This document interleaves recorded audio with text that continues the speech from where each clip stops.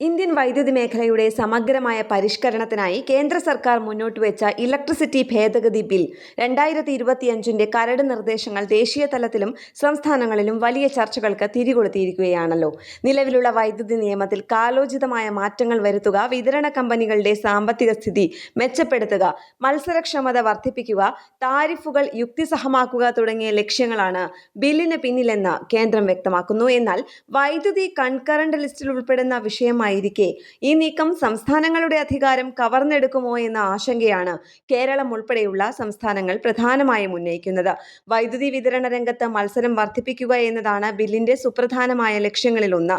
നിലവിലുള്ള വിതരണ ശൃംഖല ഷെയർഡ് സിസ്റ്റമായി ഉപയോഗിക്കാൻ ഒന്നിലധികം വിതരണ ലൈസൻസുകളെ അനുവദിക്കുന്ന ഓപ്പൺ ആക്സസ് വ്യവസ്ഥയാണ് ഇതിനായി കൊണ്ടുവരുന്നത്.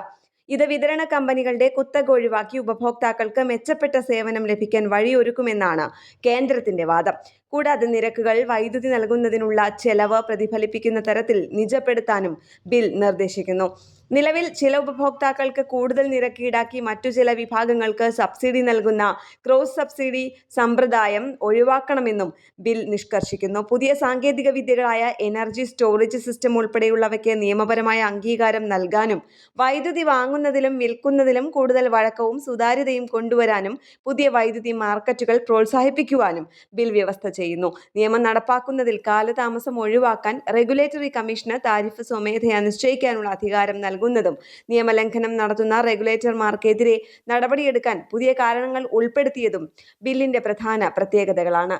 ബില്ലിലെ പല വ്യവസ്ഥകളും പല സംസ്ഥാനങ്ങളും എതിർക്കുന്നു. ക്രോസ് സബ്സിഡി കുറയ്ക്കുന്നതോടെ ഇതുവരെ കുറഞ്ഞ നിരക്കിൽ വൈദ്യുതി ലഭിച്ചിരുന്ന സാധാരണ ഉപഭോക്താക്കൾക്കും കാർഷിക മേഖലയിലുള്ളവർക്കും നിരക്ക് വർദ്ധിക്കാൻ സാധ്യതയുണ്ടെന്നാണ് പ്രധാന ആരോപണം.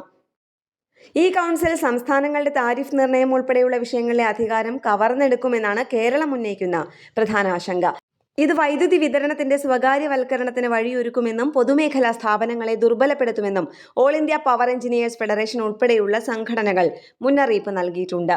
വ്യവസായങ്ങൾക്കും വലിയ ഉപഭോക്താക്കൾക്കും വൈദ്യുതിയുടെ വില കുറയുന്നത് വ്യാവസായിക നിക്ഷേപം വർദ്ധിപ്പിക്കാനും അതുവഴി തൊഴിലവസരങ്ങൾ സൃഷ്ടിക്കാനും സാധ്യതയും ഉണ്ട്.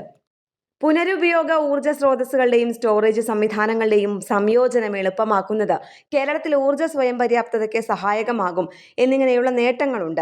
എന്നാൽ മറുവശത്ത് ക്രോസ് സബ്സിഡി ഇല്ലാതാവുന്നതോടെ കർഷകരും ഗ്രാമീണ കുടുംബങ്ങളും കുറഞ്ഞ വരുമാനമുള്ളവരും ഉൾപ്പെടെയുള്ള ചില ഉപഭോക്തൃ വിഭാഗങ്ങൾക്ക് വൈദ്യുതി ബില്ലിൽ വർധനവ് നേരിടേണ്ടി വരും. സർക്കാർ കൃത്യമായ ലക്ഷ്യത്തോടെ സബ്സിഡികൾ നൽകിയിട്ടില്ലെങ്കിൽ സാധാരണക്കാർക്ക് വൈദ്യുതി താങ്ങാനാവാത്ത സ്ഥിതിയിലേക്ക് കാര്യങ്ങൾ മാറിയേക്കാം. മാത്രമല്ല, സ്വകാര്യ കുത്തകകൾ വിതരണ രംഗത്ത് പിടിമുറുക്കിയാൽ ലാഭകരമല്ലാത്ത ഗ്രാമീണ മേഖലകളിലെ സേവന നിലവാരം കുറയാനുള്ള സാധ്യതയുമുണ്ട്.